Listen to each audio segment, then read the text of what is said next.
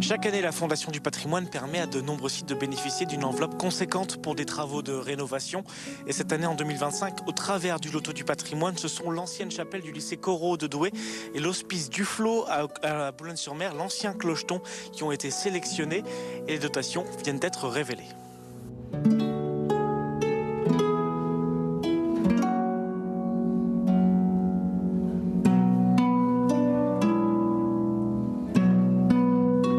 Et on se retrouve donc ici sur le site Louis Duflot de Boulogne-sur-Mer avec Madame Billion. Bonjour. Bonjour. Vous êtes directrice déléguée aux EHPAD ici à Boulogne-sur-Mer. Ce clocheton qu'on a juste derrière nous, alors là, dans l'état actuel, les travaux sont finis, on le voit dans son état qui va être conservé pendant des années, on l'espère évidemment. Ce clocheton, il a eu beaucoup d'histoires récemment, c'est ça? Il a été démonté, remonté. Il y a eu une mise en péril et c'était compliqué au niveau de ce clocheton, c'est ça? Oui, tout à fait. Ce clocher menaçait de s'effondrer sur lui-même et nous avons dû, nous, équipe administrative, être évacués dans l'urgence parce que ce risque était imminent. Parce qu'il menaçait de tomber sur lui-même, de tomber sur l'avant. Il y a eu des chutes de bois, c'est ça? Oui, tout à fait. Il y a eu une chute d'un énorme morceau de bois, miraculeusement sur une voiture et pas sur quelqu'un. Et donc le clocheton menaçait de tomber, alors soit s'effondrer sur lui-même ou alors de basculer sur l'avant. Et si on refait un petit peu la chronologie de ce clocheton, il date de la fin du 19e siècle ici à Boulogne-sur-Mer et en 2023, donc il y a eu ses premières chutes de bois. Il a été démonté, désinstallé en 2024 et en juillet 2025, il a été réinstallé, c'est ça, avec une entreprise aussi régionale. Ça y est, on arrive enfin à nouveau à un clocheton qui est appréciable pour tout le monde. Alors, si je reprends un petit peu l'histoire de ce bâtiment, effectivement, c'est une donation de Monsieur Duflot qui nous a permis d'avoir ce site aujourd'hui sur le Boulonnais.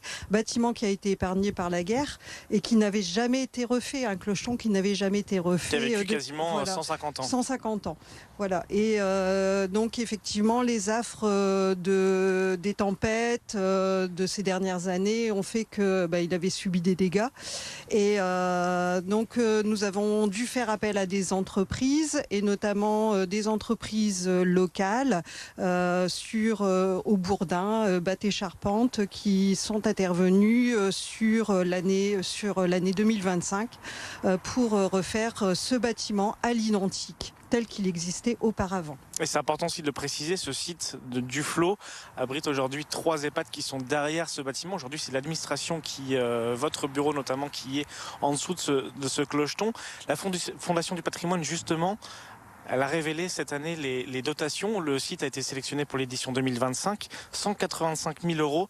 C'est un soulagement pour vous financièrement, c'est un gros appui. Oui. C'est inespéré puisque c'est un coût assez important. Le montant total des travaux s'élève à 593 000 €.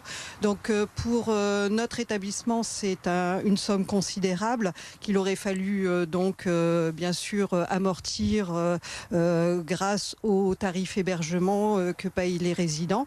Donc effectivement, 3 établissements sur ce site, 179 résidents.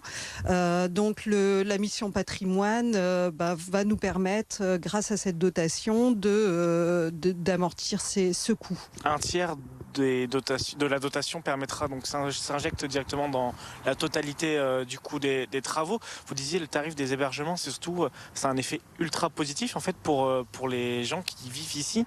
Peut-être que le tarif n'augmente pas ou c'est beaucoup plus favorable pour eux, c'est ça? Voilà, tout à fait. Effectivement, les résidents payent un tarif hébergement, donc payent les travaux du site sur lequel ils habitent. Donc le fait que la mission patrimoine vienne nous aider, ça va moins les impacter à l'avenir. Ce d'autant que si c'est l'image, la porte d'entrée du site et que les résidents tenaient à ce qu'on refasse ce clocher, ils n'y vivent pas. Et il n'y a que l'équipe administrative qui qui est abritée dans ce bâtiment. Et une appartenance assez affective pour ce clocheton et cette entrée. Justement, la Fondation du patrimoine et le loto du patrimoine, comment vous avez fait pour candidater? Est-ce que vous pouvez nous raconter un petit peu le processus aussi pour la découverte peut-être aussi de ce loto du patrimoine et l'acceptation de votre dossier? Oui, bien effectivement, je recherchais des subventions pour pouvoir limiter le coût de ces travaux.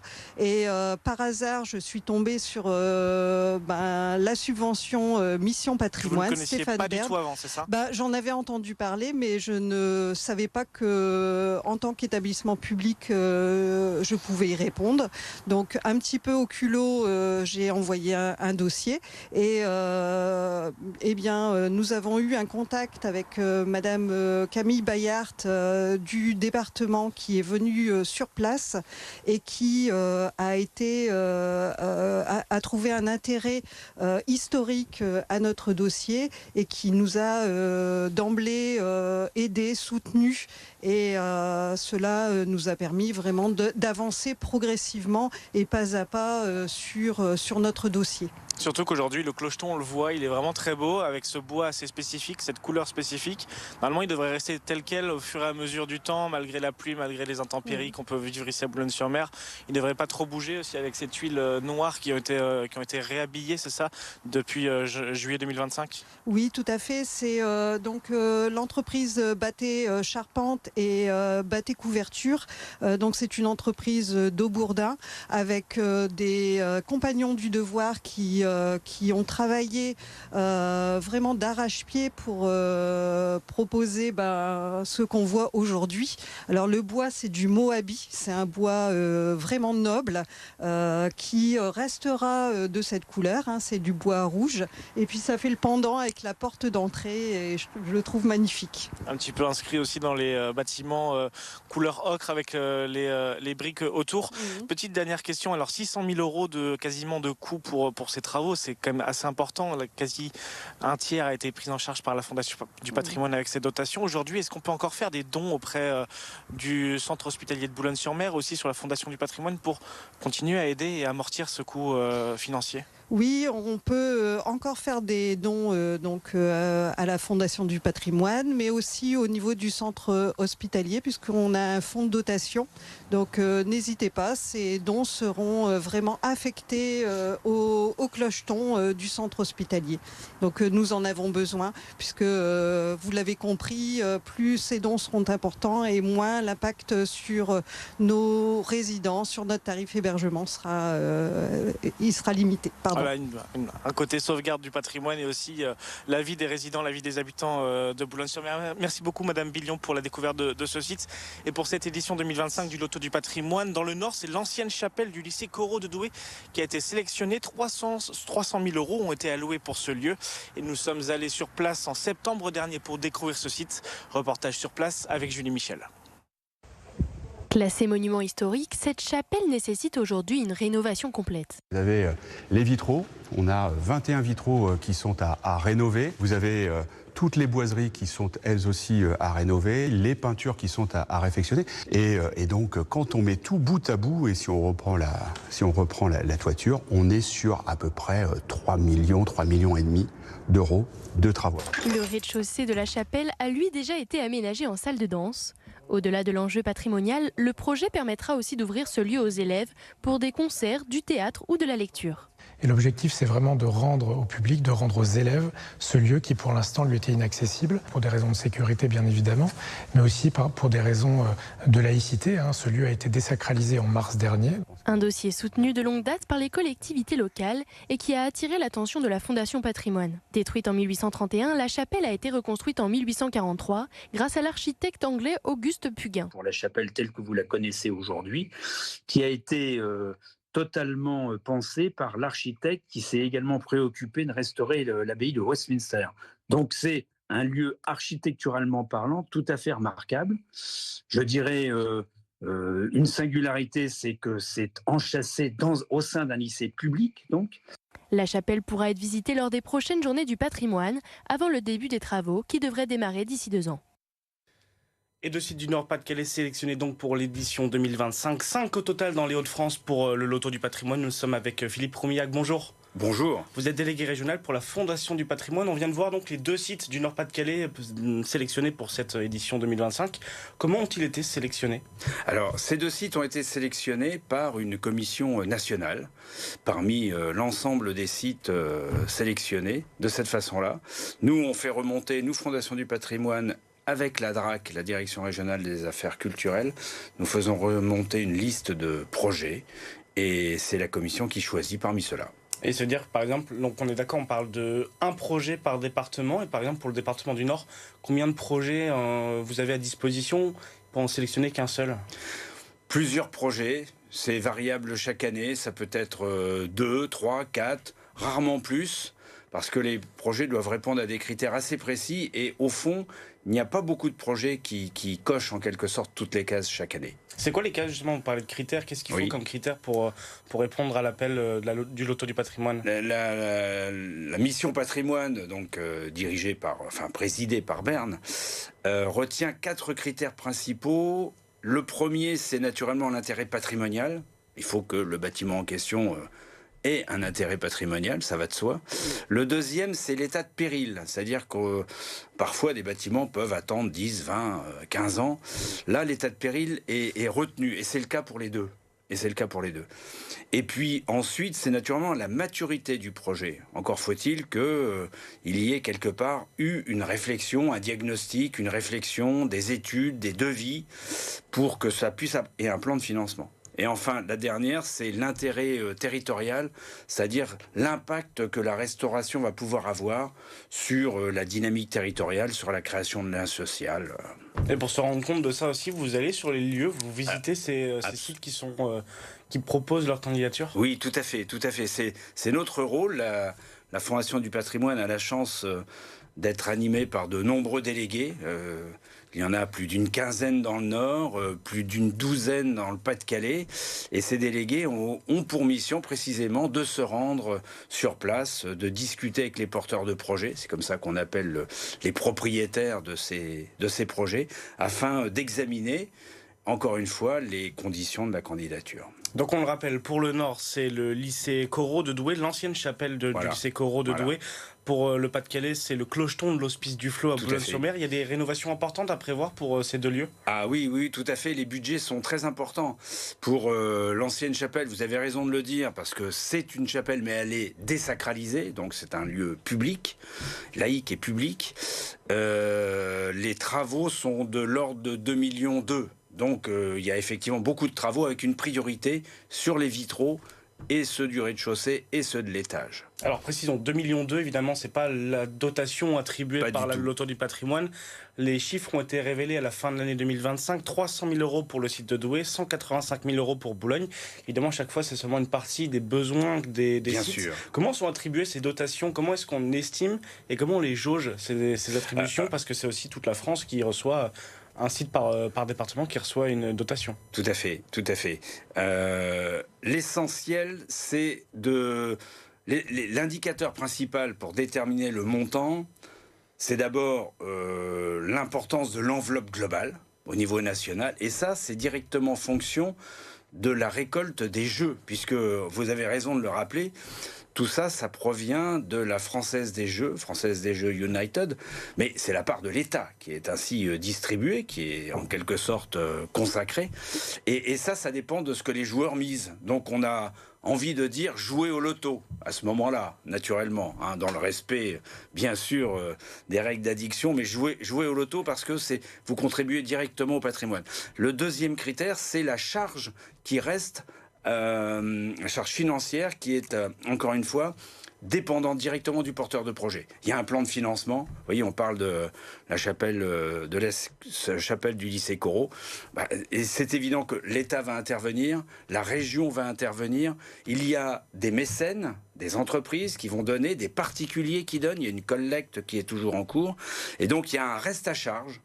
Et dans ce reste à charge, Mission Berne, Mission Patrimoine, intervient à la hauteur possible donnée par l'ensemble des jeux. Voilà, au fond, c'est comme ça que ça se calcule. Donc, si je comprends bien, en fait, s'il y a une partie de la part des joueurs, donc sur l'Auto du patrimoine, Totalement. sur l'opération lancée en septembre, on a vu des images notamment du Loto du patrimoine dans les différents bureaux de tabac qu'on peut retrouver. Mais c'est ça, il y a des subventions, il y a des dons qu'on peut faire à l'année sur le site de la Fondation du patrimoine pour ces lieux qui ont été choisis. Alors tout à fait, il y a le propre de la Fondation du patrimoine, c'est d'ouvrir des collectes de dons. C'est le cas à la fois pour l'Hospice du Flot et c'est le cas pour l'ex-chapelle du lycée Corot. On ouvre des collectes, on anime avec les porteurs de projets ces collectes. Je tiens à saluer d'ailleurs l'ancien proviseur et l'actuel aussi, bien évidemment, mais l'ancien proviseur qui a lancé cette démarche à Douai, qui a payé beaucoup de sa personne pour faire en sorte que le public, la ville de Douai, les anciens élèves s'intéressent et puissent donner. Et ça marche parce qu'il y a de plus en plus de dons qui viennent et qui seront évidemment fléchés sur la restauration de cette chapelle. Alors cette action a été lancée en 2018. Quelles sont les grandes réussites du Loto du patrimoine dans la région ?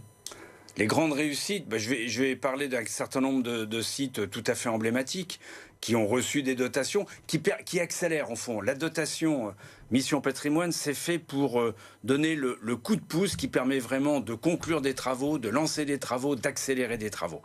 Je vais parler de la Chartreuse de Neuville, à Montreuil, qui effectivement est un ensemble absolument exceptionnel. Je peux parler du tout récent projet emblématique qui est la ferme Nord à Zuidcote, qui propriété de la communauté urbaine de Dunkerque, qui va pouvoir réaliser là un magnifique projet et de développement économique et d'accueil touristique et de restauration patrimoniale. Donc on a de très très beaux projets dans la région, oui c'est clair. Et dans le Pas-de-Calais également, bien sûr.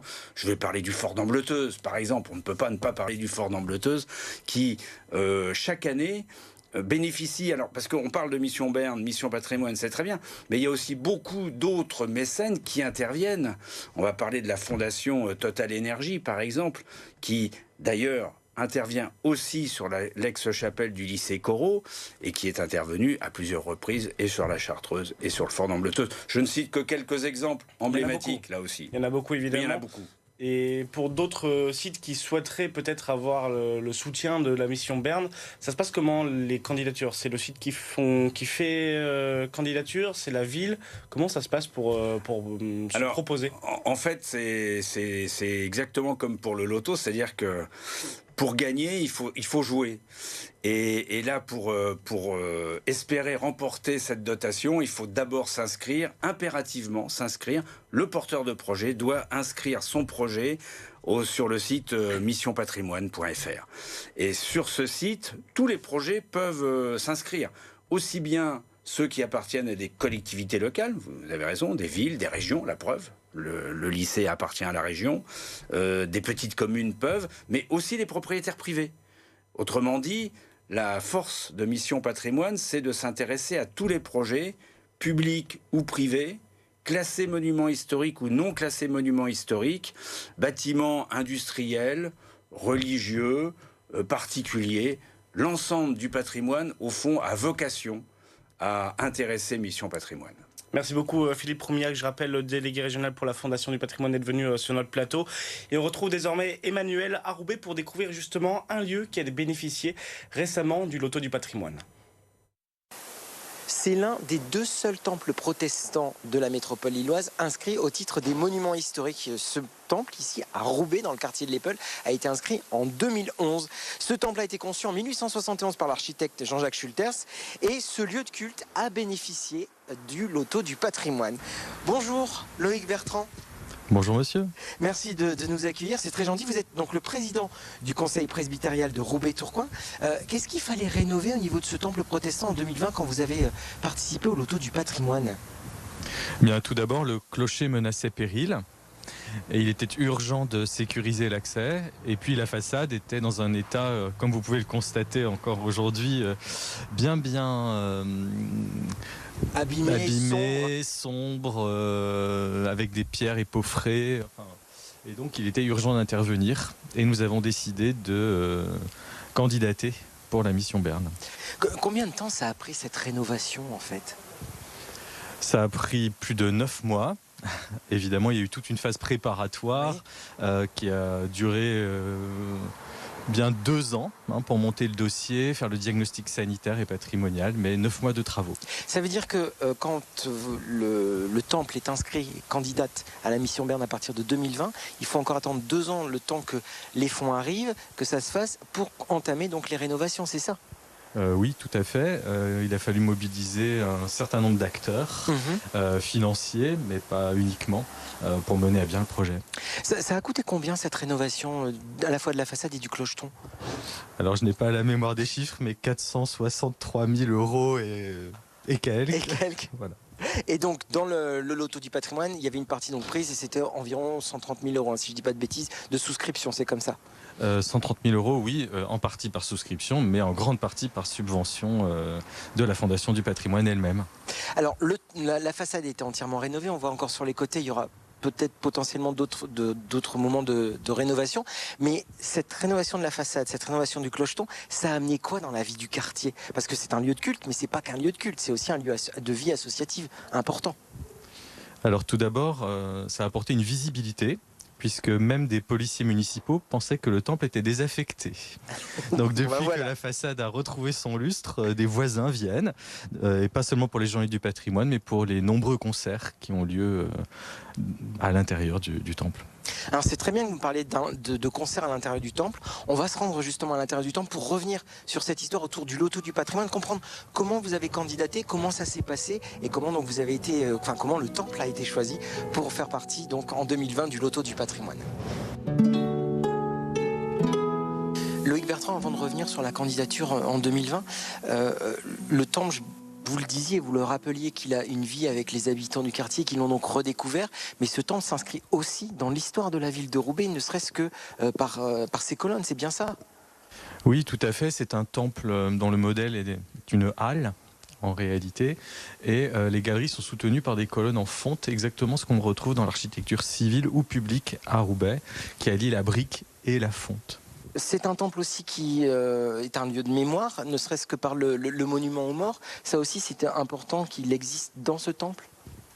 Oui, comme c'était la mode à l'époque, en réalité, avant la séparation de l'Église et de l'État, les temples étaient des édifices publics. D'ailleurs, celui-ci a été construit en 1871, mais sa construction a été autorisée par décret impérial sous le Second Empire.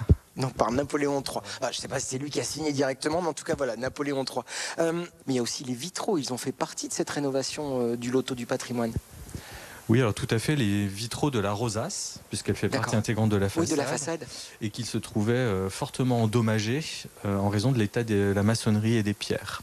Donc ils ont été entièrement refaits à neuf. Ces vitraux sont assez typiques de ce qu'on trouvait à l'époque, et notamment à Saint-Joseph, aussi à l'église Saint-Joseph, parce qu'ils mêlent 2 techniques, à la fois la technique traditionnelle du vitrail, où les verres sont colorés, et puis une autre technique plus économique, tout à fait dans le ton de l'efficacité roubaisienne du 19e siècle, où l'on peint simplement par-dessus. Alors revenons sur cette histoire de 2020 avec ce loto du patrimoine. Comment est-ce que vous avez décidé, alors est-ce que c'est vous, comment le temple a candidaté, je vais le dire comme ça, pour ce loto du patrimoine ? Bien, tout d'abord, nous avons eu la chance d'avoir un legs d'une paroissienne qui était sage-femme et qui, tout à fait dans l'esprit de Roubaix, était extrêmement entreprenante, je ne sais pas comment il faut le dire, elle avait boursicoté. Elle nous a, à sa mort, laissé un petit pactole qu'on a décidé de faire fructifier, puisque le temple en avait bien besoin. Et nous nous sommes lancés de façon un peu folle dans cette aventure. On a candidaté au niveau national, mais le temple n'ayant pas, on va dire, le prestige d'autres grands bâtiments, il n'est qu'inscrit et non pas classé. On a été retenu à l'échelon départemental. Rénovation donc de la façade, rénovation du clocheton. Alors quand on dit clocheton, on parle clocher, ça veut dire qu'ici, il y a une cloche ? Alors il n'y avait pas de cloche. D'accord. Donc lorsque nous avons inauguré le temple pour fêter ses 150 ans, nous avons pour la première fois entendu une cloche dans le clocher, puisqu'on nous en a offert une. Elle s'appelle Charlotte. Elle a un petit nom. Elle sonne tous les dimanches matins à l'heure du culte. C'est vous qui l'a fait sonner, c'est la Pasteur qui l'a fait sonner. Comment ça fonctionne? Ça c'est une petite question que je me pose parce que donc c'est à la main, elle n'est pas automatisée. Oui, alors on la tire à l'ancienne avec une poulie et ça amuse beaucoup les enfants. Donc ce sont surtout les enfants qui tirent la cloche. Bon ben voilà. Alors il y a eu d'autres choses grâce à ce loto du patrimoine qui ont été possibles. Un autre bâtiment qui a pu être rénové et vous allez nous le présenter maintenant pour qu'on puisse découvrir la suite et les effets de ce loto du patrimoine ici dans le temple de Roubaix. Donc là, c'est un lieu assez unique parce qu'on ne le visite pas souvent, c'est la sacristie. Oui, ce sont les coulisses. D'ailleurs, vous voyez, il y a même les costumes de la principale actrice de l'office protestant avec sa robe pastorale. La Pasteur donc, du temple de Roubaix. Voilà. Et puis donc, on arrive sur la petite surprise, ce qui a été rénové en plus grâce à la fondation. Bah oui, on le voit. On le voit rien qu'aux briques, elles sont magnifiques. C'est quoi ce lieu en fait, à la base? À l'origine, ce sont des écuries, du temps où les pasteurs avaient calèche pour faire les visites aux malades. Et donc, le premier bâtiment s'arrêtait à ce niveau-là, de cette colonne. Et puis, il y a eu une extension autour de la gare de 14, on ne sait pas trop dater. Et donc, la mission Berne nous a permis de mobiliser des fonds pour continuer la rénovation. Et donc, nous avons réussi cette année à enfin redonner tout son lustre à ce bâtiment qui menaçait vraiment ruine. La toiture, le clos. Alors pour continuer notre petite visite avec les images de Théodore Anjon, on va voir quelques images de la rénovation qui a été faite parce qu'il y a des photos qui ont été prises à un moment à l'intérieur donc de la salle, donc des écuries, des anciennes écuries, salle qui sert donc pour les activités de la communauté en fait au quotidien ici. Oui, notamment après l'office, il y a toujours un apéro fraternel voilà, qui caractérise notre communauté. Et nous avons choisi de mettre à l'honneur les ouvriers qui ont participé à la rénovation du clocher de cette première tranche. Donc vous les voyez à l'œuvre, ici autour de la maçonnerie qui supporte les vitraux. Et puis ici avec notre architecte, monsieur François Bissement, sur le lanterneau qui supporte le clocheton avec le voligeage. Et puis le couvreur, le maçon qui a dû réapprendre à faire des joints rubanés. Voilà, ce sont des techniques un petit peu anciennes et ils ont dû se former jusqu'à la croix qui est en fer et qui comporte des fleurs de lys parce qu'on est quand même dans le nord. Voilà. Je pose quand même la question, on va imaginer de petites secondes, s'il n'y avait pas eu la mission Berne, est-ce que la rénovation aurait pu se faire peut-être de moindre ampleur? Alors très clairement, nous devions absolument intervenir sur le clocher. Et je n'avais même pas l'espoir un jour de réaliser la façade. Alors quand on a vu qu'on pouvait réaliser les travaux dans cette partie des bâtiments, c'était la divine surprise. Le loto du patrimoine a permis donc cette mise en valeur du patrimoine, de notre patrimoine, la restauration, la sauvegarde des lieux, de nos bâtiments, on va dire, iconiques de la région. Et prochainement, donc avec Théodore Anjon, on vous amènera pour découvrir d'autres trésors du Nord, bien entendu, dans ces nouveaux numéros d'Honore ces trésors.